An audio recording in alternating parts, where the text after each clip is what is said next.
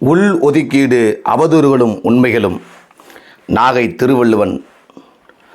அருந்ததியர் உள் இட ஒதுக்கீடு சட்டம் செல்லும் என்றும் பட்டியலின பிரிவில் பின்தங்கிய மக்களுக்கு மாநில அரசுகளே இடஒதுக்கீடு வழங்கலாம் என்றும் உச்சநீதிமன்றம் கூறியுள்ள தீர்ப்பை பற்றி உங்கள் கருத்து என்ன? உச்சநீதிமன்றம் வழங்கியுள்ள இந்த தீர்ப்பு வரலாற்று சிறப்பு வாய்ந்ததாகும். இதனை தமிழ் புலிகள் வரவேற்கிறோம், பாராட்டுகிறோம். இந்த தீர்ப்பின் மூலம் அருந்ததியர்களுக்கு வழங்கப்பட்டுள்ள 3 விழுக்காடு முன்னுரிமை அடிப்படையிலான உள் இட ஒதுக்கீடு சட்டம் செல்லும் என்பது உறுதியாகி உள்ளது என்பது மட்டுமல்ல, இத்தீர்ப்பின் மூலம் இந்தியா முழுவதும் உள்ள பட்டியல் ஜாதி மக்களில் பின்தங்கியுள்ள மக்களுக்கு இடஒதுக்கீடு கிடைக்க வழிவகை செய்துள்ளது. இந்த தீர்ப்பு கிடைக்கப்பெற பல முன்னெடுப்புகளை மேற்கொண்ட ஆதித்தமிழர் பேரவையின் நிறுவன தலைவர் ஐயா திரு அதியமான் அவர்களுக்கும், குரலற்ற மக்களின் கோரிக்கையை அரசின் கவனத்திற்கு கொண்டு சென்ற மார்க்சிஸ்ட் கம்யூனிஸ்ட் கட்சியின் அன்றைய மாநில தலைவர் ஐயா திரு என் வரதராஜன் அவர்களுக்கும், இம்மக்களின் நிலையையும் கோரிக்கையின் நியாயத்தை உணர்ந்து முதுகுத்தண்டுவட அறுவை சிகிச்சை செய்து நோயுற்ற நிலையிலும் அன்றைய உள்ளாட்சித்துறை அமைச்சர் மாண்புமிகு திரு மு.க. ஸ்டாலின் அவர்கள் மூலமாக சட்டமன்றத்தில் சட்டமாக நிறைவேறச் செய்த முத்தமிழறிஞர் தலைவர் கலைஞர் அவர்களுக்கும், சட்டத்தை முன்மொழிந்த மாண்புமிகு தளபதி மு.க. ஸ்டாலின் அவர்களுக்கும் தமிழ் புலிகள் கட்சியின் சார்பில் மனங்கனிந்த நன்றிகளை தெரிவித்துக் கொள்கிறேன். இச்சட்டம் சட்டமன்றத்தில் கேள்விக்கு உள்ளாக்கப்படும் போது சட்டமன்றத்தில் குரல் எழுப்பிய மனிதநேய மக்கள் கட்சியின் தலைவர், சட்டமன்ற உறுப்பினர் பேராசிரியர் எம்.ஹெச். ஜவாஹிருல்லா அவர்களுக்கும், மார்க்சிஸ்ட் கம்யூனிஸ்ட் கட்சியின் சட்டமன்ற உறுப்பினர் கே. பாலபாரதி அவர்களுக்கும், தமிழ் புலிகள் கட்சியின் சார்பில் அருந்ததியர் உள் இட ஒதுக்கீட்டுக்கு ஆதரவாக சென்னை உயர்நீதிமன்றம் மதுரை கிளையில் வழக்காடிய மூத்த வழக்கறிஞர் பிரபு ராஜதுரை அவர்களுக்கும், புதுடெல்லியில் உச்சநீதிமன்றத்தில் வழக்காடிய வழக்கறிஞர்கள் கே. பாரிவேந்தன், சே. பிரபு, ராமசுப்பிரமணியன், ஆ. மனோஜ்குமார் அவர்களுக்கும், மக்கள் மன்றத்தில் போராடிய அருந்ததியர் இயக்க தலைவர்களுக்கும், அம்பேத்கரிய, பெரியாரிய, மார்க்சிய, சிறுபான்மையின தமிழ் தேசிய தலைவர்கள் மற்றும் இதர ஜனநாயக சக்திகள், எழுத்தாளர்கள், பத்திரிகையாளர்கள், ஊடகவியலாளர்கள், சமூக ஆர்வலர்கள், வழக்கறிஞர்கள், அரசு ஊழியர்கள், சிறை சென்ற போராளிகள் மற்றும் என் உயிருக்கு நிகரான தமிழ் புலிகள் உள்ளிட்ட அனைவருக்கும் நெஞ்சார்ந்த நன்றியினை தெரிவித்துக் கொள்கிறேன். உச்சநீதிமன்றத்தில் சிறப்பான வாதங்களை முன்மொழிவதற்கு மூத்த வழக்கறிஞரை நியமனம் செய்து தீர்ப்பு கிடைக்க துணை நின்ற மாண்புமிகு தமிழ்நாடு முதல்வர் மு.க. ஸ்டாலின் அவர்களுக்கும் நெஞ்சார்ந்த நன்றியை உரித்தாக்கிக் கொள்கிறேன். உச்சநீதிமன்றம் வழங்கியுள்ள இந்த தீர்ப்பின் அடிப்படையில் இந்தியா முழுவதும் உள்ள அந்தந்த மாநிலங்கள் பட்டியலின மக்களில் பின்தங்கியுள்ள மக்களை கணக்கில் எடுத்துக்கொண்டு உடனடியாக இடஒதுக்கீடு வழங்க நடவடிக்கை மேற்கொள்ள வேண்டும் என்றும் இதன் மூலம் வலியுறுத்த கடமைப்பட்டிருக்கின்றேன். தமிழ்நாட்டிலும் இந்திய அளவிலும் ஜாதிவாரி இடஒதுக்கீடு என்ற முறை உருவானது எப்படி?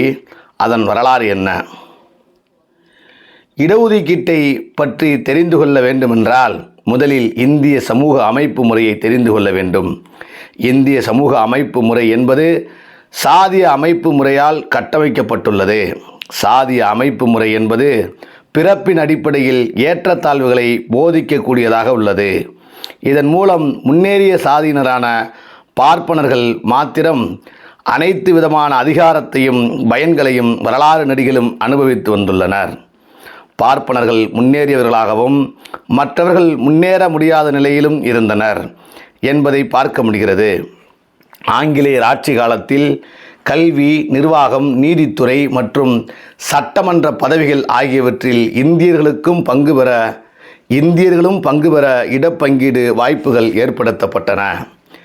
இருப்பினும் 3 விழுக்காடு உள்ள பார்ப்பனர்கள் மட்டுமே 97 விழுக்காடு இடப்பங்கீட்டு பயனை அனுபவித்து வந்தார்கள். அதனால் குறிப்பிட்ட சமூகத்தினர் மட்டுமே அதிகாரம் செலுத்தி வந்தனர். எனவே அதிகாரம் பரவலாக்கப்பட வேண்டும் என்றால் பார்ப்பனர் அல்லாதோருக்கும் இடஒதுக்கீடு உருவாக்கப்பட வேண்டும் என்று பார்ப்பனர் அல்லாதோர் மத்தியிலே சிந்தனைகள் உருவானது.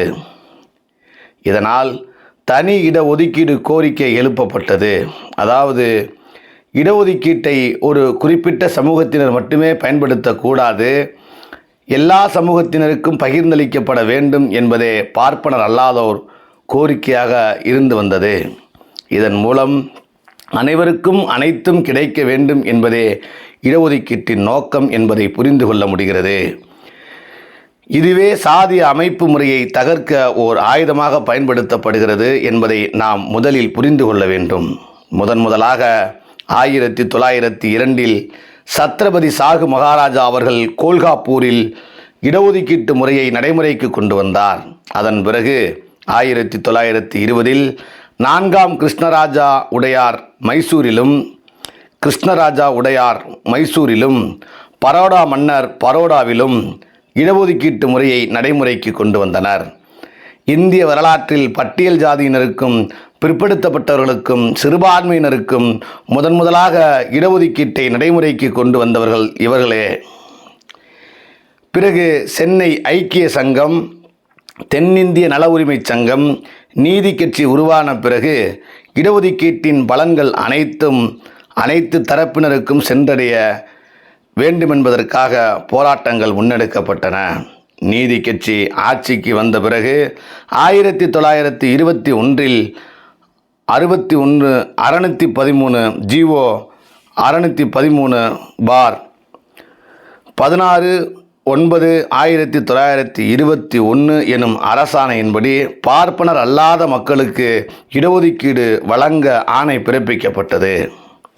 பல தடைகளுக்கு பிறகு நீதி கட்சி அமைச்சர் முத்தையா அவர்களின் முழு முயற்சியால் 1927 ஜிஓ நம்பர் 1011/4/11/1927 எனும் அரசாணை வெளியிடப்பட்டது.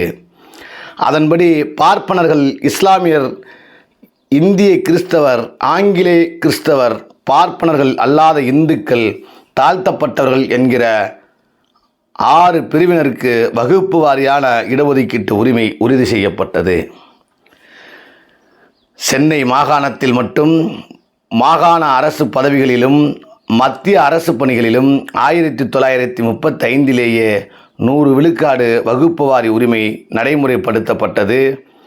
பொப்பிலி அரசரும் தந்தை பெரியாரும் சர் ஏ ராமசாமி முதலியாரும் அதற்கான முன்னெடுப்புகளை செய்தனர். 1935 இதற்காக தனியாக ஒரு சட்டத்தை போட்டார்கள். சென்னை மாகாண பார்ப்பனர் அல்லாதார் வகுப்பு வாரி உரிமை சிறப்பு சட்டம் என அதற்கு பெயர். அதன்பின் தமிழ்நாட்டில் பிற்படுத்தப்பட்டவர்களுக்கு முதலாக 1947 14%, 1971 31% இடஒதுக்கீடு இருந்தது. அதாவது 1947 ஓமந்தூர் ராமசாமி ரெட்டியார் இந்து பிற்படுத்தப்பட்டவர்களுக்கு 14% இடஒதுக்கீடு வழங்கினார். 1954 கல்வி வள்ளல் காமராசர் பிற்படுத்தப்பட்டோருக்கு 25% இடஒதுக்கீடு வழங்கினார். கலைஞர் கருணாநிதி அவர்கள் அந்த 25% இடஒதுக்கீட்டை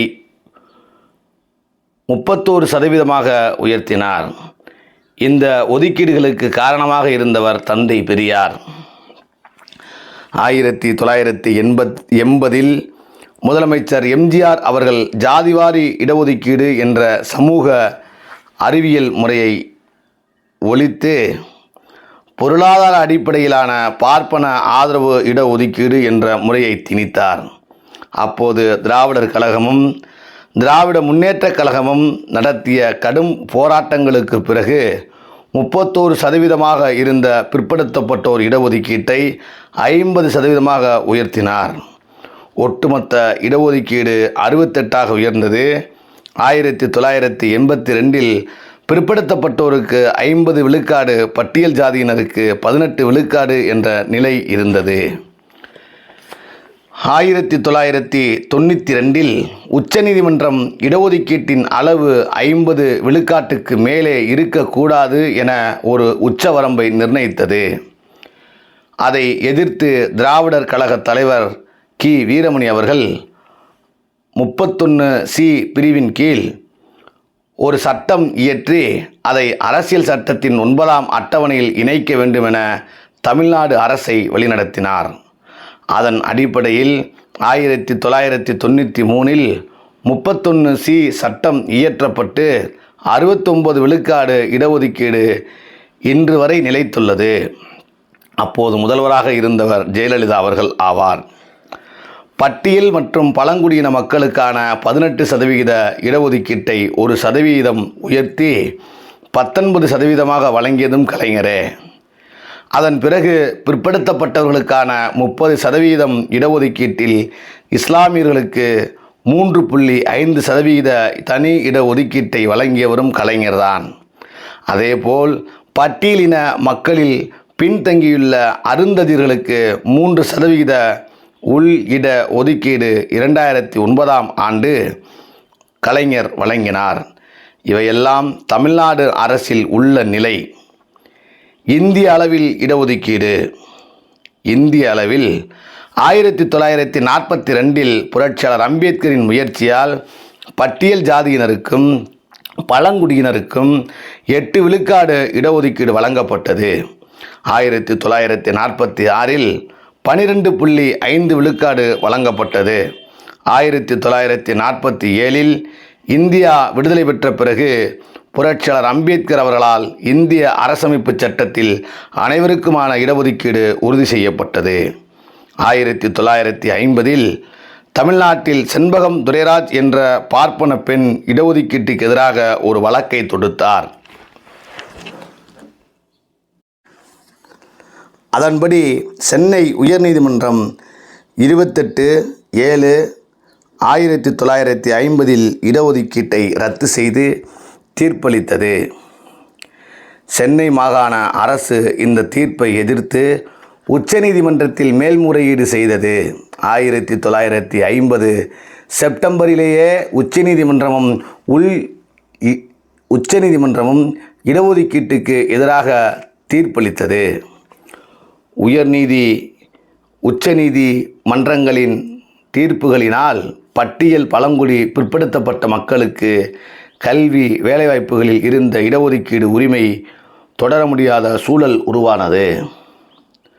உயர்நீதிமன்ற தீர்ப்பு வெளியான ஒரு வாரத்திற்குள் 6/8/1950 வகுப்புவாரி உரிமைக்காக கிளர்ச்சியும் போராட்டங்களும் நடத்துமாறு பெரியார் அறிவித்தார்.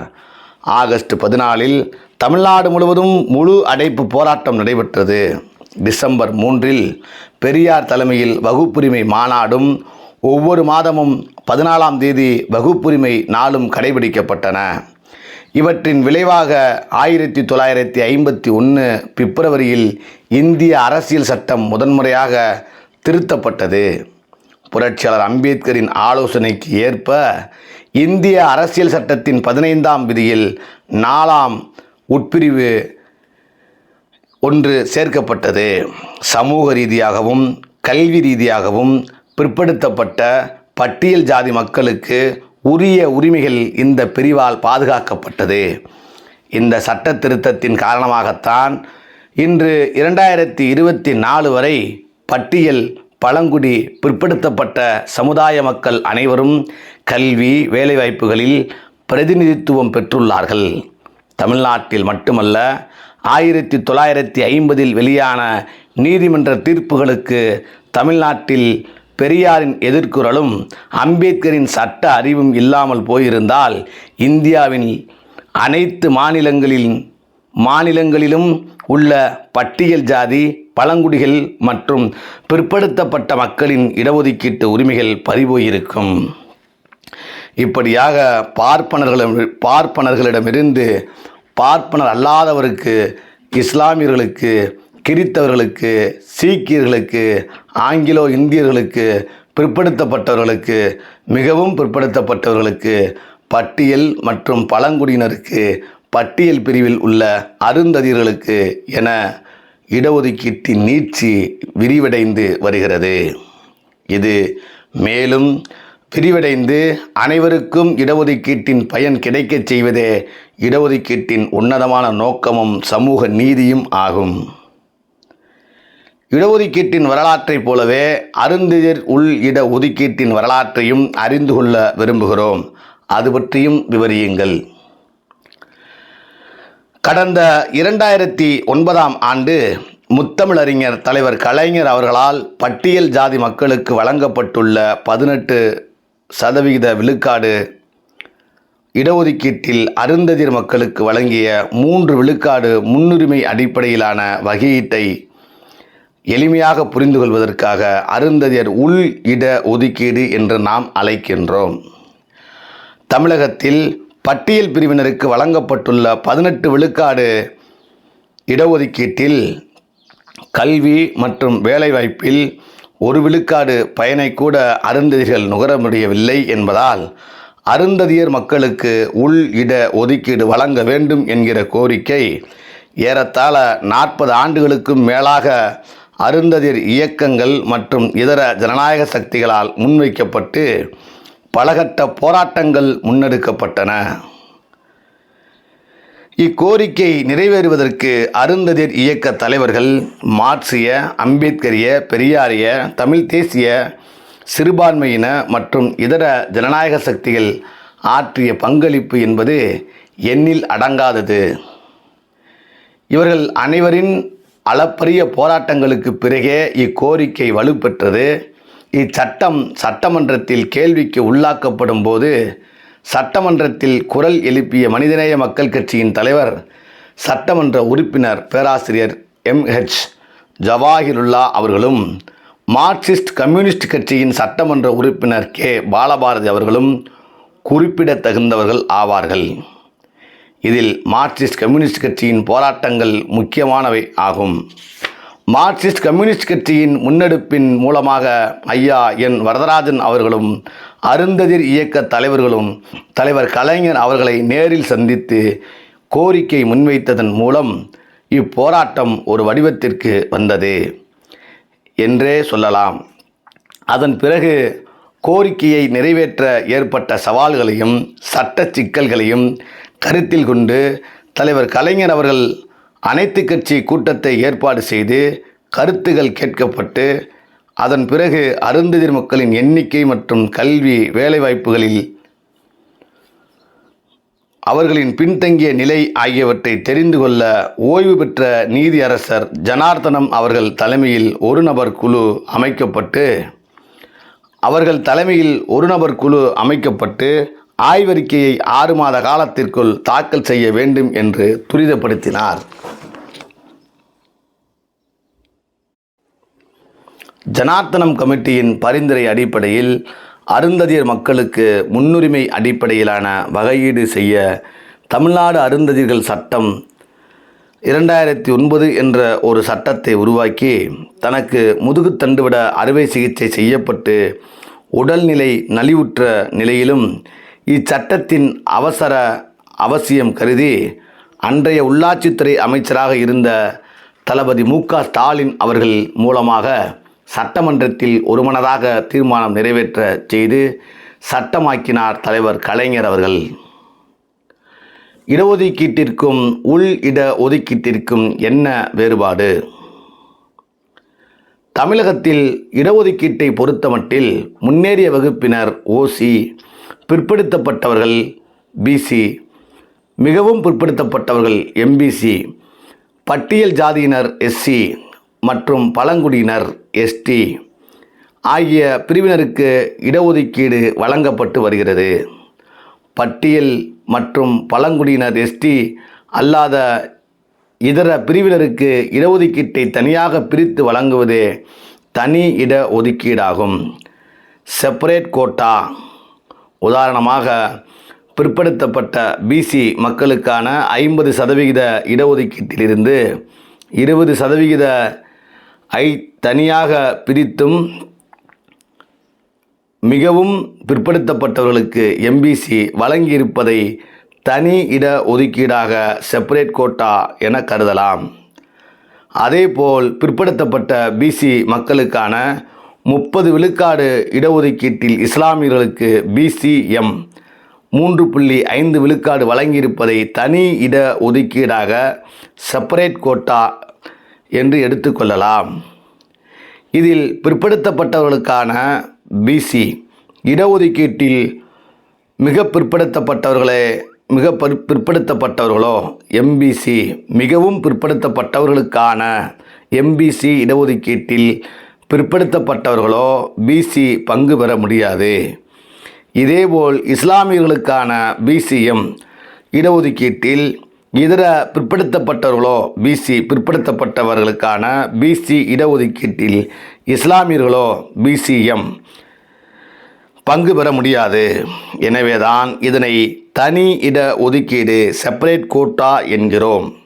ஆனால் தமிழகத்தில் பட்டியல் பிரிவினருக்கு எஸ்சி வழங்கப்பட்டுள்ள 18% இடஒதுக்கீட்டில் அருந்ததியர்களுக்கு எஸ்சிஏ 3 விழுக்காடு இடஒதுக்கீடு வழங்கியிருப்பது உள் இட ஒதுக்கீடாகும். சப் கோட்டா அவர்களுக்கு வழங்கப்பட்டிருக்கின்ற 3 விழுக்காடு உள் இட ஒதுக்கீட்டில் சப்கோட்டா தகுதியான நபர்கள் இல்லை என்றால் இதர பட்டியல் பிரிவினர் பங்கு பெறலாம். அருந்ததிய சமுதாயத்தில் எஸ்சிஏ 3% மேலாக தகுதி வாய்ந்த நபர்கள் இருந்தால் பட்டியல் பிரிவினருக்கான எஸ்சி 15 விழுக்காடு இடஒதுக்கீட்டிலும் பங்கு பெறலாம்.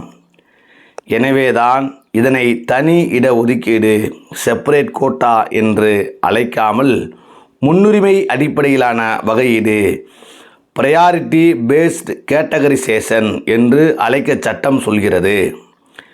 புரிதலுக்காக அருந்ததியர் உள் இட ஒதுக்கீடு சப்கோட்டா என்று நாம் அழைக்கின்றோம். உச்சநீதிமன்றம் வழங்கிய உள் இட ஒதுக்கீட்டு தீர்ப்பை எதிர்த்தும் ஒன்றிய அரசு அந்த தீர்ப்பை மாற்றி சட்டம் இயற்ற வேண்டும் என்றும் வடமாநிலங்களில் மாயாவதி, சிராஜ் பாஸ்வான் உள்ளிட்ட பல தலித் தலைவர்களும் அமைப்புகளும் ஆகஸ்ட் 21, 2024 நாடு தழுவிய பந்த் போராட்டத்தை நடத்தியுள்ளனர். அதை பற்றிய தங்களின் கருத்து என்ன? உச்சநீதிமன்றம் வழங்கிய இந்த உள் இட ஒதுக்கீட்டு தீர்ப்பை எதிர்ப்பவர்களெல்லாம் யார் என்று பார்த்தால் அந்தந்த மாநிலத்தில் உள்ள பட்டியலின பிரிவில் முன்னேறிய பிரிவை சார்ந்த சமுதாயத்தின் தலைவர்களாக இருப்பவர்கள் என்பது தெரிய வரும். அதே நேரத்தில் அந்தந்த மாநிலத்தில் பட்டியல் பிரிவில் பின்தங்கிய நிலையில் உள்ள மக்களுக்கான மக்களும் இந்த தீர்ப்பினை உற்சாகமாக வரவேற்று இருக்கிறார்கள் என்பது முக்கியமானதாகும்.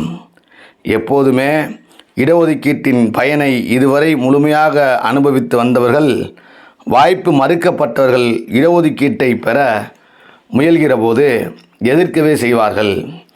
இது இடஒதுக்கீட்டு கோரிக்கை எழுப்பப்பட்டு வரும் வரலாற்று காலம் தொட்டே இருந்து வருகின்ற ஒன்றாகும். பார்ப்பனர்களிடத்தில் பார்ப்பனர் அல்லாதோர் இடஒதுக்கீடு கேட்டபோது எந்த வகையான எதிர்ப்பு கிளம்பியதோ அதே எதிர்ப்புதான் பட்டியலின பிரிவில் பின்தங்கிய நிலையில் உள்ள மக்கள் இடஒதுக்கீட்டில் உரிய பங்கினை கேட்கும் போதும் வருகிற எதிர்ப்பாகவே இதனை கருதி புறந்தள்ள வேண்டும். குறிப்பாக ஆகஸ்ட் 21 நடைபெற்ற அந்த பந்த் போராட்டம் எந்தவித தாக்கத்தையும் ஏற்படுத்தவில்லை. சிறு அளவில் நடைபெற்ற அடையாள போராட்டமாகவே நடந்து முடிந்திருக்கிறது. பெரும்பாலும் பட்டியல் சாதியில் உள்ள முன்னேறிய சாதி தலைவர்களின் தவறான வழிகாட்டுதலால் நடந்ததே தவிர இது ஜனநாயக போராட்டம் அல்ல. அதே வேளையில் சட்ட திருத்தம் தேவை என்று கருதும் பட்சத்தில் இந்த தீர்ப்பை உறுதி செய்யும் விதமாகவே சட்ட திருத்தம் இயற்றலாம். உள் இட ஒதுக்கீட்டை உறுதி செய்யும் சட்ட திருத்தம் கோரி கடந்த 2014ஆம் ஆண்டு நாங்கள் தமிழ் புலிகள் டெல்லி ஜந்தர் மந்தரில் ஆர்ப்பாட்டம் நடத்தியுள்ளோம் என்பதை சுட்டிக்காட்ட கடமைப்பட்டிருக்கின்றோம். தமிழகத்தில் பட்டியல் பிரிவில் 76 ஜாதிகள் இருக்கும்போது அருந்ததியர் ஒரு ஜாதியினருக்கு மட்டுமே 3 விழுக்காடு வழங்கியிருப்பதை மீதமுள்ள 75 ஜாதியினருக்கும் எதிர்ப்பை பாதிப்பை ஏற்படுத்தாதா? இதை சொல்லுபவர்கள் ஒன்று பட்டியல் சமூகத்தினரை பற்றி ஏதும் அறியாதவர்களாக இருக்க வேண்டும், அல்லது அரசியல் புரிதல் அற்றவர்களாக இருக்க வேண்டும், இல்லையென்றால் தெரிந்தே பொய் சொல்பவர்களாக இருக்க வேண்டும் என்பதே என்னுடைய கருத்து. ஏனெனில் முதலில் தமிழகத்தில் பட்டியல் பிரிவில் 76 ஜாதி பெயர்கள் இடம்பெற்று இருக்கிறது என்பது உண்மைதான். ஆனால் அந்த 76 பெயர்களை கொண்ட ஜாதிகளும் தமிழகத்தில் இல்லை என்பதே நிதர்சனமான உண்மை. தமிழகத்தில் உள்ள பட்டியல் பிரிவில் உள்ள ஜாதிகளை பொறுத்தவரையில் தேவேந்திரகுல வேளாளர், பறையர், அருந்ததியர் ஆகிய பிரிவினரே பெரும்பான்மையினராக உள்ளனர். இது தவிர புதுரைவண்ணார், குறவர் உள்ளிட்ட சில சமூகத்தினரும் உள்ளனர். தவிர பட்டியலில் உள்ள 76 ஜாதிகளும் தமிழகத்தில் உள்ளனர் என்று சொல்லிவிட முடியாது. இந்த 76 ஜாதி பட்டியல்கள் மொழிவாரி மாநிலங்களாக தமிழ்நாடு உருவாவதற்கு முன்பாக சென்னை மாகாணமாக இருந்தபோது எடுக்கப்பட்ட பட்டியலாகும்.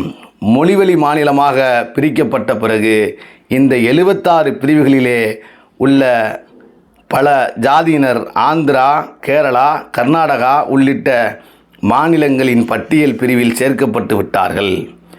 எனவே 76 ஜாதிகளில் ஒரு ஜாதிக்கு மட்டும் 3 விழுக்காடா என்று சொல்லுவது ஏற்க முடியாது.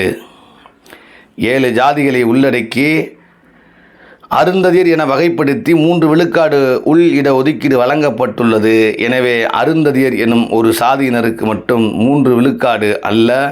அதே சமயத்தில் மீதமுள்ள சாதிகளும் 75 சாதிகள் அல்ல என்பதை முதலில் தெரிந்து கொள்ள வேண்டும்.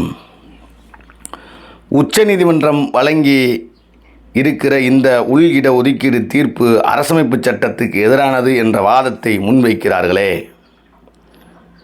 அரசமைப்பு சட்டத்தை அறியாதவர்களிடம் சொல்லுவதைப் போல திரும்ப திரும்ப இதையே கூறுவது யாரை ஏமாற்றுவதற்காக என்று தெரியவில்லை. அவர்கள் கூறுவதைப் போல அரசமைப்பு சட்டம் சொல்லவில்லை.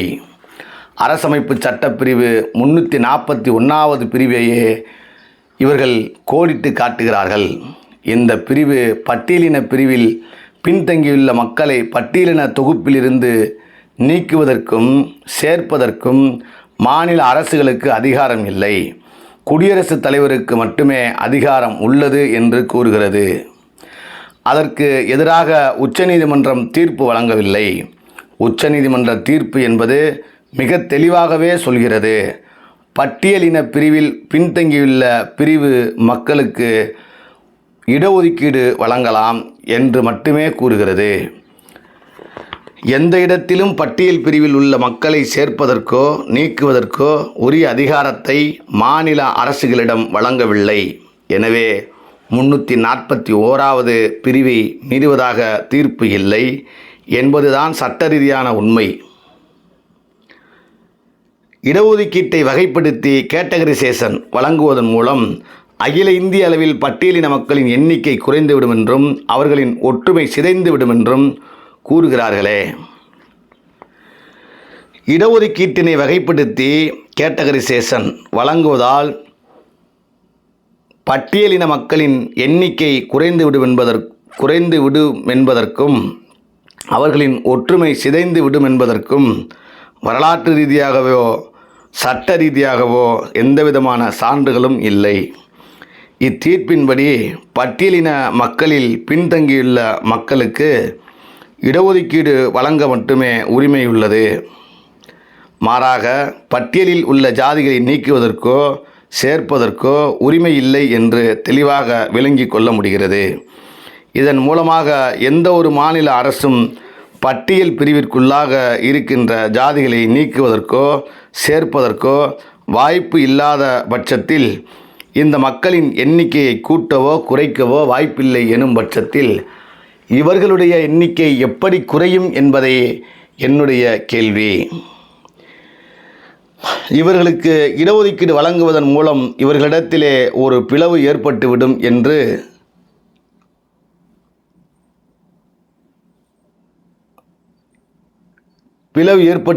என்று சொன்னால் அதற்கான சான்றுகள் முன்வைக்கப்படவில்லை.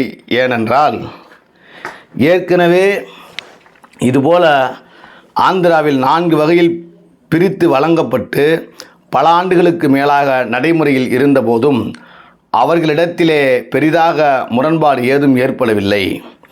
பஞ்சாபில் 2 தொகுப்புகளாக பிரித்து வழங்கப்பட்ட இடஒதுக்கீட்டு பயனை அம்மக்கள் நுகர்ந்து வந்த காலத்திலும் எந்தவிதமான ஒற்றுமை சிதைவும் ஏற்படவில்லை. தமிழ்நாட்டிலும் உள் ஒதுக்கீடு வழங்கிய போது பிளவுகள் ஏதும் ஏற்படவில்லை. எனவே இடஒதுக்கீட்டை வகைப்படுத்தியோ அல்லது உள் ஒதுக்கீடு செய்தோ வழங்கும் போது பட்டியலின மக்களின் ஒற்றுமை சிதறும் என்பது ஏற்புடையதல்ல.